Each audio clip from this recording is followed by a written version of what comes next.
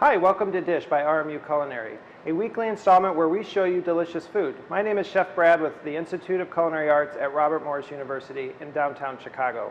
Today on Dish, we're talking apples. It's the beginning of apple season, and so we thought it would be great to show you a recipe that uses fresh local apples. We're going to start off today by making our vinaigrette for our salad. Vinaigrettes are very simple. It's a very basic recipe of 1 part vinegar to 3 parts oil. We choose to use olive oil in our vinaigrettes, but you can use any type of oil that you prefer.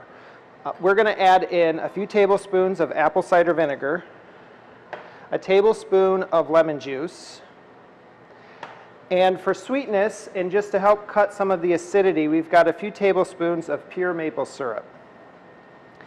Now we all know that vinegar and oil, they're not friends. They don't work well together, so we need to add something to the vinaigrette to bind the two together to make them homogeneous and allow them to become friends. So one of the ingredients that we like to add to vinaigrettes is Dijon mustard. And so we've got 1 tablespoon of whole grain Dijon mustard. The first step is to whisk these 4 ingredients together, and we're going to add a pinch of kosher salt and a pinch of black pepper.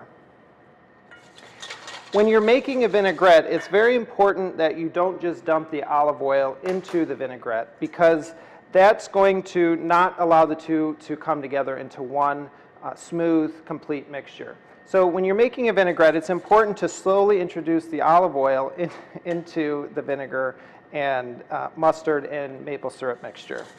A lot of times when I'm making vinaigrettes, I'll even use honey instead of maple syrup, which just adds a different level of flavor to a vinaigrette. So as you can see, I'm going to slowly start to add our olive oil into the vinegar mixture. And once the two start to come together and to be a smooth mixture where you don't see those beads of olive oil in the vinegar anymore, then you can start to add the oil a little bit faster. Because we did about 3 tablespoons of acid between the lemon juice and the vinegar, we're going to need between 1/4 of a cup and 1/3 of a cup of oil for this vinaigrette. As you're whisking it, you're going to see that the vinaigrette is getting thicker as you add the oil. This is the emulsification that's happening. So we're emulsifying the vinegar and the oil into one mixture. And what I love about this vinaigrette too is that you see these really nice whole grain mustard seeds in the vinaigrette. So it adds some really nice texture as well. So there's our vinaigrette. And our salad, we've got some mixed greens. These are just some really fresh mixed greens you can buy in any local supermarket. And I've got some thinly sliced red onion that we're going to add to our salad. And I've got some dried cranberries as well.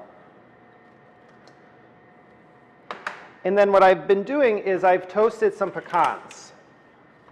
And so in the oven, I've got some freshly toasted pecans. The best way to toast pecans, this is how I tell my students all the time, is to do it in the oven on a sheet tray and set your oven to 350 degrees. Put the pecans or any type of nut in the oven, shut the oven off, and leave it in there for about 10 minutes. That way, shutting the oven off prevents it from burning. If you forget about it, it's not going to hurt the nuts or burn them. So we've got some toasted pecans that we're going to garnish our salad with. And we're going to take some of our vinaigrette and add it to our mixed greens and onions and dried cranberries. And we're going to toss this mixture so that all the leaves are really well coated. Another reason why I like to make vinaigrettes the way I showed you by hand and with a whisk and slowly adding the oil is so that the mixture comes together and you don't get a bite of salad that might be really oily one bite or really sour the next bite. So then we're going to plate our salad. Really nice, fresh greens. We've got some of those thinly sliced red onions in there and some dried cranberries.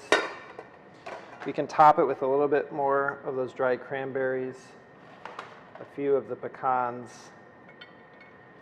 And then the main focus of the salad is the apples. So this is a Gala apple. I like the red color to an apple to this salad. I think it adds a really nice color to the dish, and we really do eat with our eyes first. So it's important to have those color contrasts. One of my favorite apples during apple season is a Honeycrisp apple. I think it's got a really great balance of acidity and sweetness. It's got really great crunch to it. So I'm going to slice our apple very, very thin. And then this is what we're going to do to top our salad. So we're going to top our salad with a few of these really nice sliced apples, just like so. And this is this week's dish. It's a fall apple salad with toasted pecans, apple cider vinaigrette, and sliced red onions. Thank you for joining us today. For more information on our culinary program or these recipes, please visit robertmorris.edu. We'll see you next week.